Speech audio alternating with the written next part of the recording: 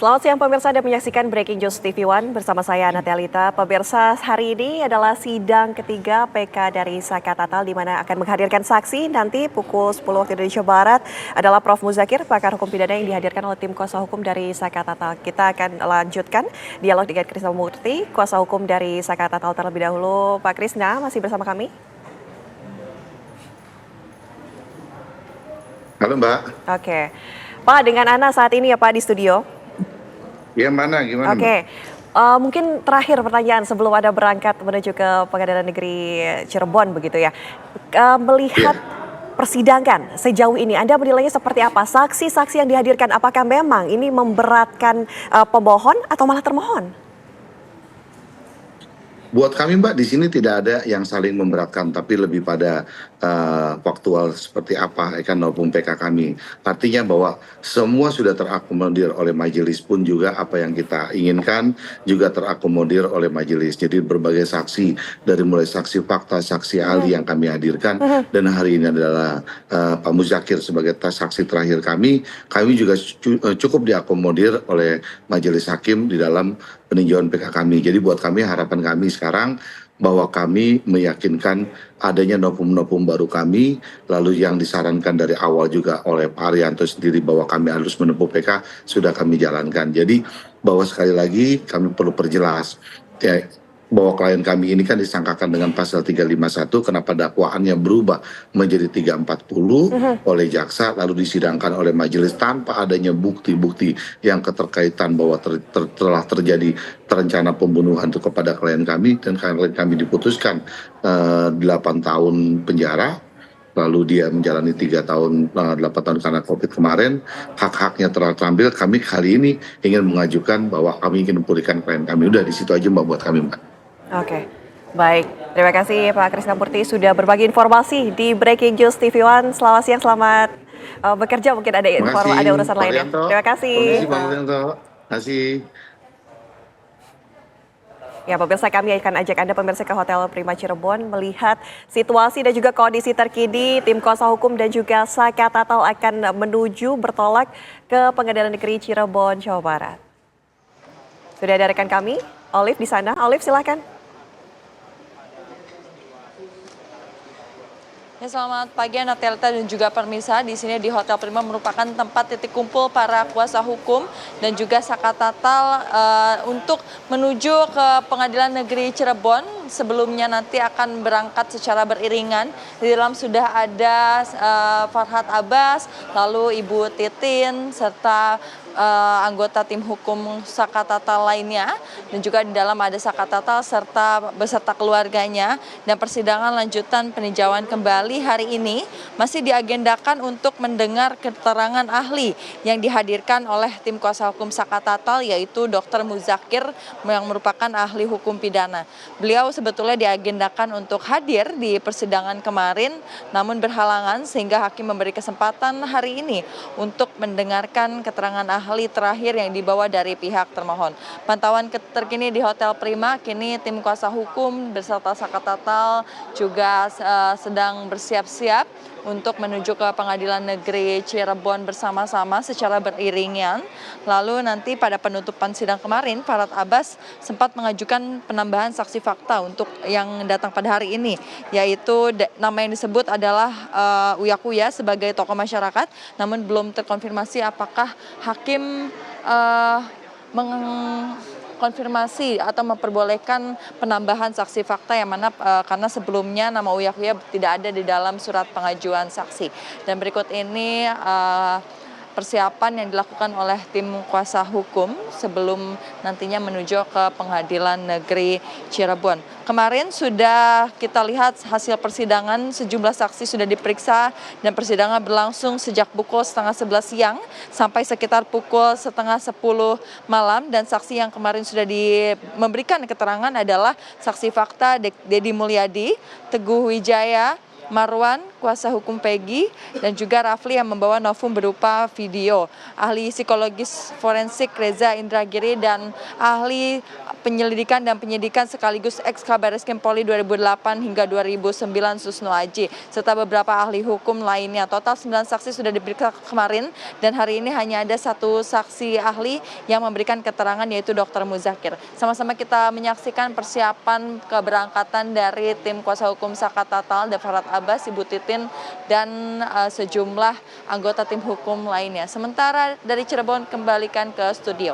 Laporan langsung Olive bersama dengan tim kuasa hukum dan juga Saka Tatal akan menuju ke lokasi di PN. Sudah ada rekan kami, pemirsa, kami ajak Anda juga bergabung bersama dengan Yulinda. Yulinda sudah berada di Pengadilan Negeri Cirebon, Jawa Barat. Yulinda, bagaimana dengan jaksa? Apakah sudah sampai di sana? Silakan.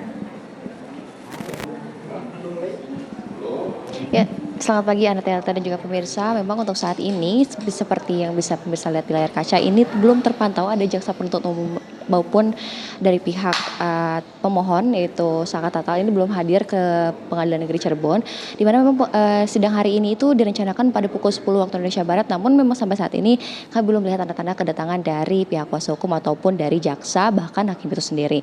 Seperti yang diketahui pemirsa bahwa proses persidangan hari ini itu akan berlangsung dengan menghadirkan saksi yaitu saksi ahli Profesor Muzakir, di mana nanti Profesor Muzakir ini akan ditanyakan oleh pihak kuasa hukum mengenai keahliannya, lalu nanti Profesor Muzakir ini akan menjawab sesuai dengan keahliannya.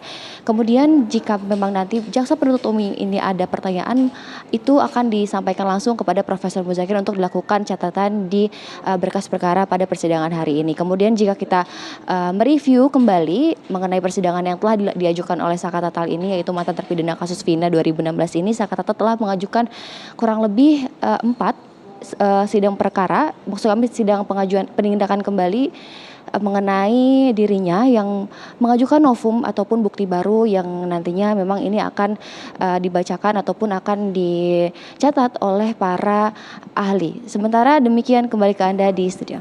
Baik, terima kasih laporan langsung dari Yulinda dari Pengadilan Negeri Cirebon, Jawa Barat.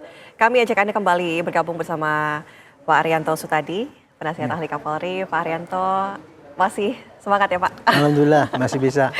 Pak Arianto, kalau kita lihat hari ini saksi yang dipanggil begitu atau yang akan dihadirkan oleh tim kuasa hukum ini Prof. Muzakir. Melihat kata-kata dari Prof. Muzakir mengenai kasus Vina Cirebon, ada yang menarik juga. 2 DPO dihilangkan. Apa artinya ini? Apakah memang ada kesalahan dari awal ketika ini proses sudah ingkrah, artinya DPO 2 dihilangkan yang tadinya ada identitasnya hingga saat ini akhirnya tidak ada identitas lagi, seperti apa? Iya.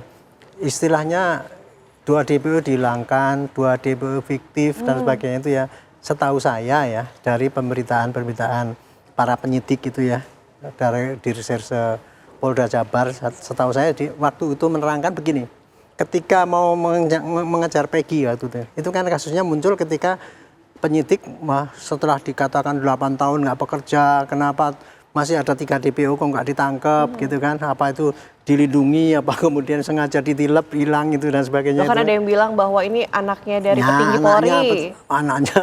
Anaknya petinggi Polri, anaknya wakil Bupati Cirebon yang itu ada kaitannya dengan petinggi Polri. Kan kayak gitu yang terjadi gitu ya. Tapi keterangan daripada penyidik dan Kadit di Reserse Umum Polda Jabar itu segini ceritanya. Ketika diterpa suatu tuntutan untuk nangkap kenapa 8 tahun nggak ditangkap, maka kemudian polisi kan kemudian mencari kembali, meriksa kembali para terpidana dari 8 orang itu.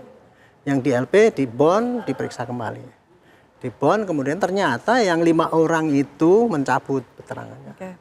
Tapi 3 orang masih tidak, masih tetap ada keterangan yang dulu. Kemudian, berarti kan yang dicari kan cuma dianut kan yang ini masih. Yang 3 orang ini kan yang ngaku masih itu.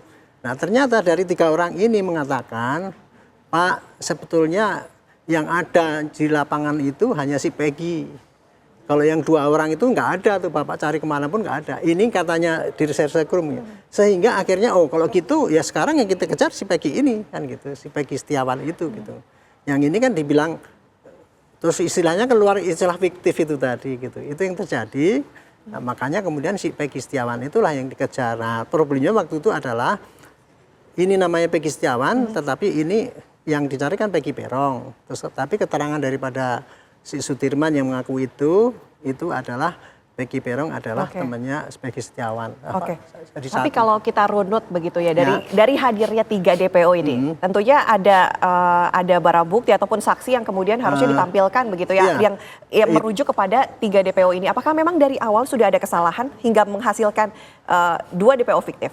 Kalau saya sih tidak mengatakan kesalahannya itu, tapi kejanggalan juga. Kalau saya pribadi ya, kenapa dengan bukti-bukti yang dulu hanya mendasarkan pada keterangan 7 atau 8 tersangka itu, kemudian dengan bukti-bukti yang minim, tidak ada alat bukti fisik yang bagaimana cara membunuh, kok hakim bisa memutuskan itu pembunuhan berencana, kemudian pemerkosaan dan sebagainya. Itu saya juga jadi kejanggalan itu, kok itu bisa. Jadi saya lihat ini kejanggalan ini, putusan itu memang dulu kok bisa kayak gitu, makanya saya sarankan di PK aja, nanti kan dikoreksi. Nah sekarang lah ini sudah sedang berjalan itu. Koreksi kepada putusan yang dulu kalau itu. Dikoreksi artinya memang ada kesalahan. Ini sebenarnya landasan hukumnya apa? Penghapusan 2 DPO ini tentu harus ada landasan hukum yang tepat kan? Nah itu kan yang diistilahkan oleh mereka. Mereka itu kuasa hukum yang mengatakan putusan hakim itu harus ditepati kan gitu. Tapi kenapa sekarang mereka protes? Bahwa itu putusan itu nggak benar kan? Kan di PK sekarang. Karena sama katanya juga ada kesalahan dari awal. Sama, makanya itu. Sama juga dengan kejadian itu. Dulu 3 DPO itu, saya ulangi ya, 3 DPO itu dulu disampaikan oleh 8 orang yang itu bersaksi bahwa ini pelakunya. Makanya di dalam putusan bunyinya 3 orang ini namanya. Gitu ceritanya.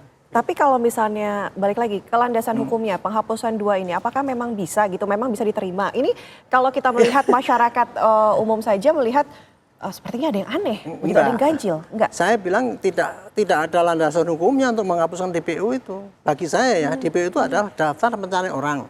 Daftar pencarian orang itu dulu disampaikan oleh 8 orang ini. Sekarang mereka mencabut. Ya sudah, berarti kan daftar pencarian orang itu nggak benar gitu kan. Itu jadi nggak pakai dasar hukum. Saya nggak ngerti ya, pakar hukum mengatakan itu berarti menantang, menghina putusan hakim, kan tuduhannya kayak gitu.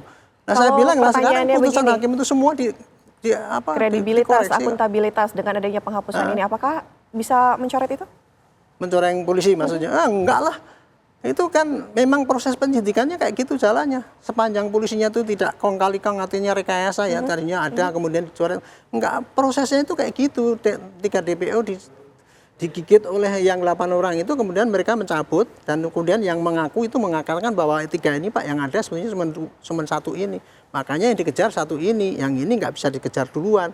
Nah, sedangkan sekarang yang si Peggy ini dikejar pun di pra-peradilan kan kalah ya, karena keliru cara menangkapnya. Akhirnya kan dihentikan gitu. Itu yang terjadi. Gitu. Kalau Pak Arianto sendiri melihat ya, penanganan kasus Vida Cirebon dari awal hingga saat ini, ada yang banyak yang mengajukan PK, mulai dari Peggy Setiawan, akhirnya Saka Tatal yang telah mendekam ke penjara ya. Ini melihatnya seperti apa? Melihatnya seperti gini, dulu tuh kasus itu dari pertama kali dikatakan peristiwa kecelakaan lalu lintas. 2 orang ditemukan meninggal, Vina sama Eki.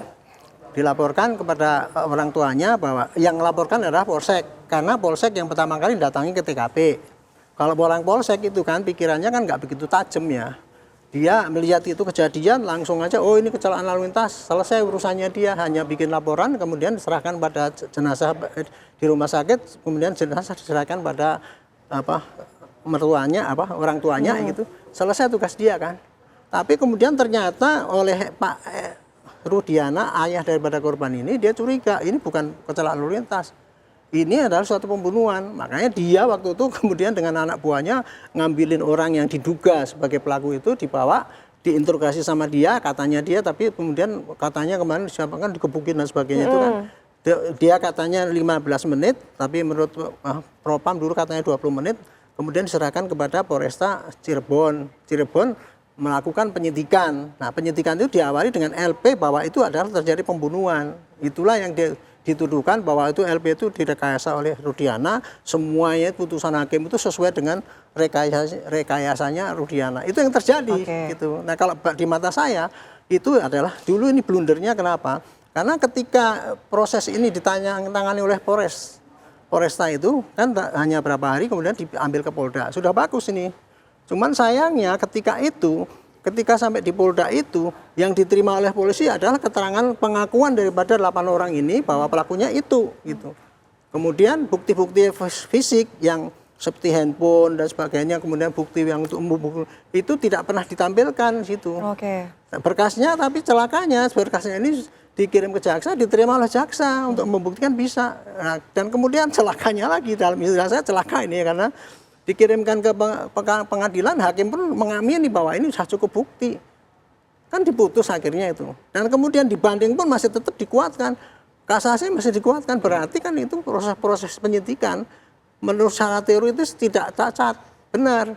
Tapi kemudian ada pencabutan pengakuan itulah yang kemudian akhirnya gugur semua seakan-akan gitu kan. Makanya putusan yang kayak gini ini saya sarankan hanya melalui PK.